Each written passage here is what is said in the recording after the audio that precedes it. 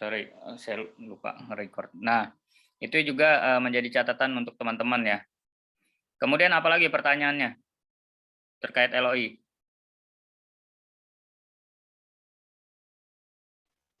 Mas, saya mau tanya, Siska. Boleh, boleh.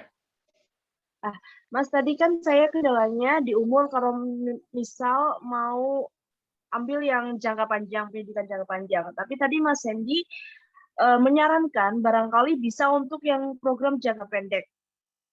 Jangka pendek yang ada bahasa, budaya, sama research. Nah, tadi maaf Mas belum terjawab. Kalau untuk riset itu hanya untuk yang program doktoral atau mungkin yang saya baru S1 itu bisa. Kemudian kalau yang untuk bahasa, memang saya misalnya mau lanjut ke Turki itu mau mengambil pendidikan bahasa Turki, Mas. Karena background saya bahasa, terus saya sudah coba untuk belajar bahasa Turki. Oh, ternyata celahnya di sini. Kenapa orang Indonesia itu agak sulit belajar bahasa Turki? Karena pada kenyataannya, maksudnya saya coba riset gitu, banyak orang Indonesia yang tertarik belajar bahasa Turki. Cuma sufiksnya itu terlalu rumit dan apa-apa, itu yang menjadi kendala orang Indonesia dalam mempelajari bahasa Turki. Betul, betul. Begitu, Mas. Itu yang Betul. sebenarnya mau jadi proposal saya untuk saya ajukan begitu, Mas, sama LOI begitu. Oke. Sebenarnya itu menarik banget sih, menarik banget. Itu tepat sasaran, artinya memang sesuai kebutuhan ataupun demand market ya. Jadi untuk pengajaran bahasa Turki itu masih jarang lah ada orang Indonesia yang membuka kelas tersebut. Sebenarnya itu bargaining ataupun tawaran yang sangat menarik sih menurut saya kalau saya ada di posisinya si reviewer, karena memang fenomenanya demikian, menunjang. Mereka itu justru butuh yang namanya tuh orang dari negara di luar mereka itu yang mampu menjelaskan atau mengajarkan dengan bahasa ibunya mereka gitu. Maksudnya dalam hal ini bahasa Turki gitu ya. Setahu saya yang untuk Turkish literatur tuh ada sih, cuman jalur mandiri bukan beasiswa banyaknya. Nah, itu juga menjadi peluang ke depannya karena gini, minat dari masyarakat Indonesia tuh semakin hari itu semakin meningkat tuh, teman-teman. Jujur aja, itu juga menjadikan satu alasan bahwasanya kemungkinan ke depannya itu untuk hubungan dagang dan lain sebagainya, mereka sangat butuh yang namanya orang-orang setempat itu untuk bisa menjadi jembatan ataupun penyambung lidah mereka. Terlebih teman-teman juga bisa berkontribusi dalam pendidikan bahasa Turki di Indonesia. Itu nanti bisa aja dituliskan di proposal riset teman-teman itu bahwasannya memiliki keterkaitan dengan itu, ketertarikan terhadap itu di statement akhir. Cuman teman-teman harus benar-benar menyiapkan proposal penelitian yang proper juga gitu. Artinya ketertarikan itu satu alasan, sedangkan ketepatan ataupun kesiapan kita dalam menyusun proposal studi itu merupakan alasan lainnya seperti itu. Nah, setidaknya awal gerbang masuknya itu kan di LOI gitu. Bagaimana kita tuh bisa melihat bahwasanya ternyata fenomena yang kita mention itu memang real ada gitu. Artinya kebutuhan dari masyarakat Indonesia ada, kalau punya datanya itu jauh lebih baik. Tapi begini, saya juga ada data beberapa perkembangan ya. Hari ini masyarakat atau student yang Indonesia yang ada di Turki itu semakin hari semakin bertambah banyak, teman-teman. Nah, kendala anak-anak Indo itu di Turki, kendala bahasa. Karena apa? Turki itu bukan English Common Countries ya.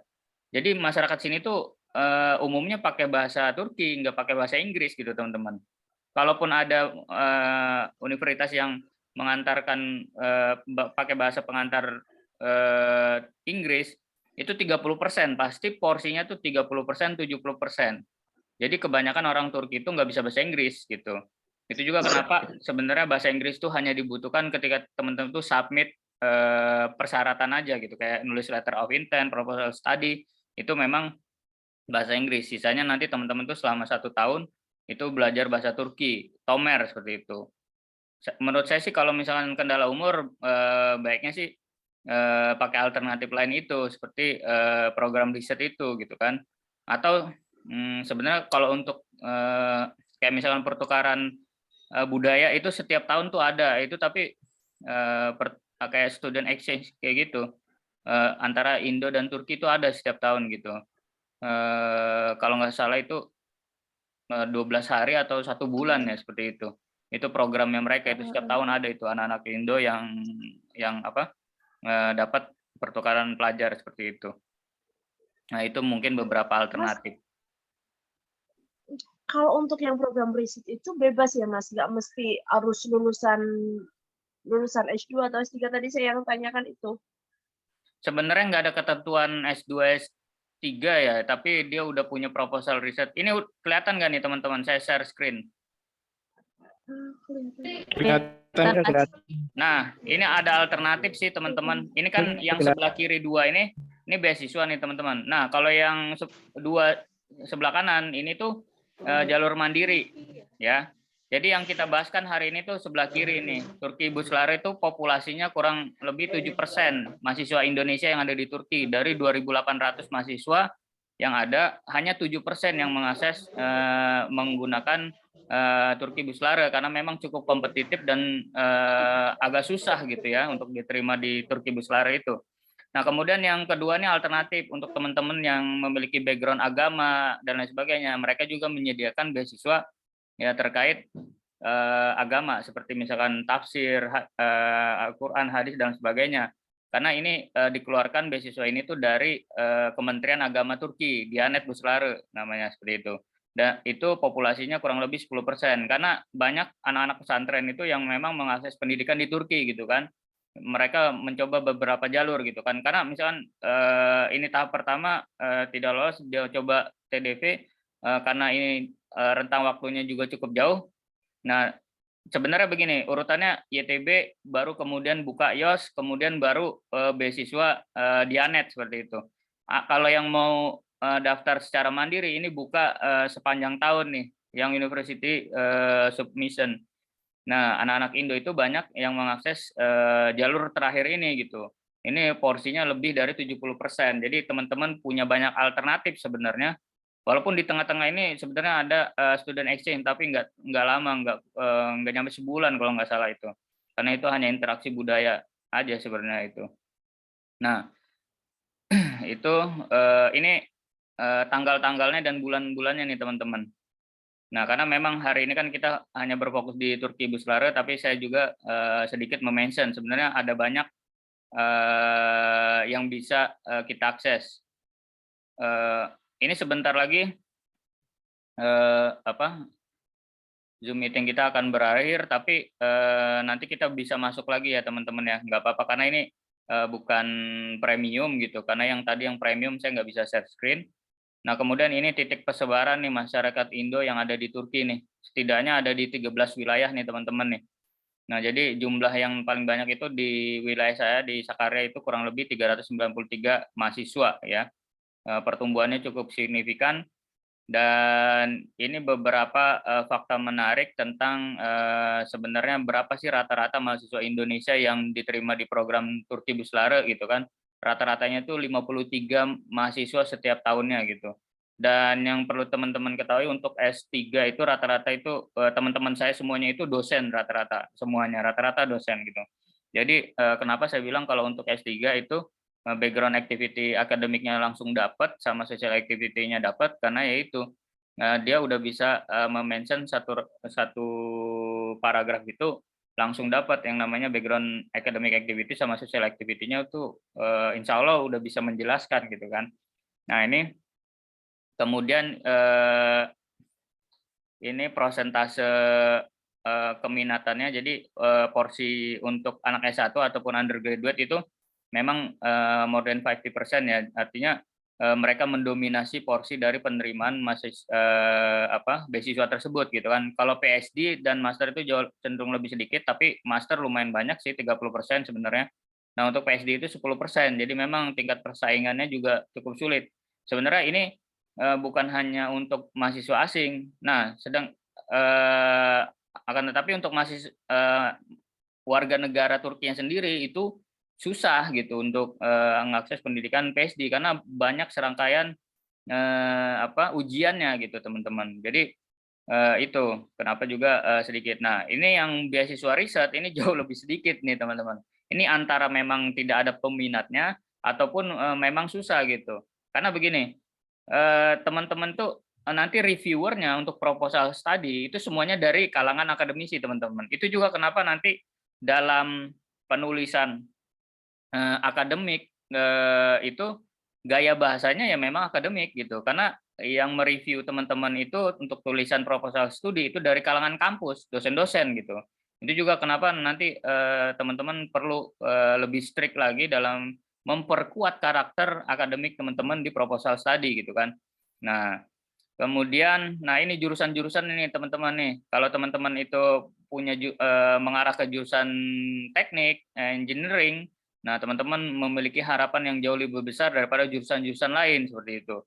Nah, karena memang di Turki itu dari 30 top university yang ada di Turki itu top 10-nya itu didominasi oleh kampus yang membuka jurusan-jurusan teknik gitu. Karena memang unggulannya di teknik di Turki itu seperti itu. Nah, kemudian yang kedua itu social science ya, teman-teman ya.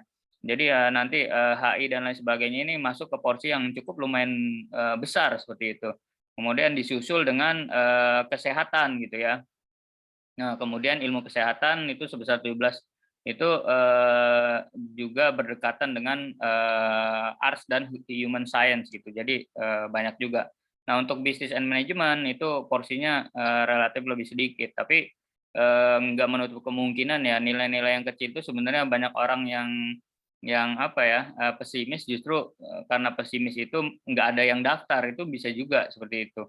Nah, kemudian ini fakta-fakta cepatnya aja ya, karena memang pembahasan kita bukan di sini.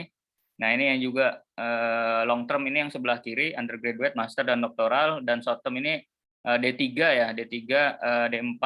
Nah, itu kemudian riset dan kursus bahasa gitu yang di sebelah kanan gitu. Kemudian, nah ini teman-teman, jadi kenapa teman-teman tuh harus benar-benar mempersiapkan lebih jauh. Ini saya iseng-iseng ini kira-kira sebenarnya value-nya berapa sih dari beasiswa yang diterima ya. Jadi ini untuk kesimpulan singkatnya, untuk PSD itu sampai lulus kira-kira 226 juta rupiah gitu. Kalau dirupiahkan ya, kalau didolarkan sekitar 14.000 US dollar gitu. Nah, untuk master itu 90 juta, itu sampai lulus. Kalau di value kan ya. Nah, kemudian yang undergraduate itu sekitar 126 juta. Jadi ini pakai kurs di bulan Januari kemarin ya. Nah, teman-teman juga kenapa harus benar-benar mempersiapkan yang terbaik untuk itu, teman-teman perlu yang namanya itu mempersiapkan lebih matang gitu. Termasuk juga sebenarnya ikut pelatihan seperti ini tuh teman-teman mendapat short course yang tidak sebenarnya belum tergambar di benak kalian tuh seperti apa prosesnya dan sebagainya macam, teman-teman bisa mengakses informasi ini gitu. Nah, ini evaluation prosesnya seperti ini. Nah, ini kan dokumen-dokumen nih sebenarnya formalitas teman-teman tuh diukur di sini gitu. Kemudian nanti tahap final dari beberapa yang dipilih itu sebelum masuk tahap interview mereka ada screening lagi, kemudian yang sudah lolos screening dia masuk ke tahap interview, kemudian baru setelah dia lulus di interview teman-teman bisa diseleksi dan mempersiapkan dokumen keberangkatan. Ini tanggalnya sudah. Nah, ini sebenarnya saya udah memetakan sebenarnya apa aja sih yang paling penting dan krusial. Nah, sebenarnya ada 3 aspek nih. Pertama, letter of intent dan turunannya, kedua recommendation dan interview. Tadi kan kita udah mention sedikit ya tentang letter of intent. Nanti kita akan membahas ke proposal studi dan recommendation. Nah, fungsinya recommendation itu apa? Adalah untuk mengkonfirmasi apa yang kita tulis di letter of intent dan proposal studi juga additional item gitu. Artinya kalau di sisi sebelah kiri letter of intent, proposal study dan additional item itu sifatnya subjektif teman-teman, berdasarkan pandangan ataupun posisi kita gitu kan. Sedangkan recommendation ini adalah pengakuan dari orang lain atas apa yang kita tulis di ini gitu kan. Sedangkan yang di terakhir ini tahap interview adalah sebenarnya teman-teman itu kalau udah masuk tahap interview itu udah 80% lolos gitu. Tinggal bagaimana teman-teman itu meyakinkan si interviewer itu agar tawaran kalian itu jauh lebih menarik daripada kandidat yang ikut interview itu juga gitu. Nah, itu teman-teman harus bisa meyakinkan di tahap interview gitu kan. Ini strukturnya, teman-teman juga kalau yang udah bikin itu kan pasti udah tahu strukturnya, udah lihat sendiri. Nah, ini sebenarnya untuk proposal study itu kalau saya sendiri sebenarnya punya proposal resminya gitu kan, karena saya udah tinggal copy paste aja kepada jawaban-jawaban tersebut, karena saya udah memang benar-benar punya proposal studinya gitu di Word gitu ya. Nah, ini sebenarnya tapi strukturnya nanti nggak terlalu complicated seperti apa layaknya proposal studi. Sebenarnya jawaban-jawabannya, pertanyaan-pertanyaannya juga cukup cukup umum ya. Jadi tapi setidaknya beberapa struktur tuh komplit di sini ada gitu nanti di pertanyaan. Nah, kemudian ini untuk interview pertanyaannya seperti ini. Tapi hari ini kita nggak bahas tentang interview, tapi setidaknya ini mencerminkan ya, apa yang kita tulis itu nanti akan ditanya ulang di sini, tapi kalau bisa teman-teman itu tidak lagi mengulang-ulang apa yang udah terlalu sering di-mention di tulisan, lebih kepada pengembangan atau penawaran lebih jauh lah. Artinya teman-teman tuh banyak memberikan tawaran yang lebih menarik kepada interviewer, bahwasanya sebenarnya final decision tuh ada di proses ini gitu. Nah, kemudian itu kita lanjut ke pembahasan mengenai recommendation letter ya. Jadi ini beberapa udah bisa share screen, kelihatan nggak ya? Karena kalau yang untuk proposal studi agak sedikit lama ya, jadi kita masuk ke ini dulu. Mungkin nanti kita bisa masuk lagi ya. Ini agak sedikit ini karena bukan premium. Oke, masuk ke ya. Karena udah, insya Allah cukup waktunya 40 menit.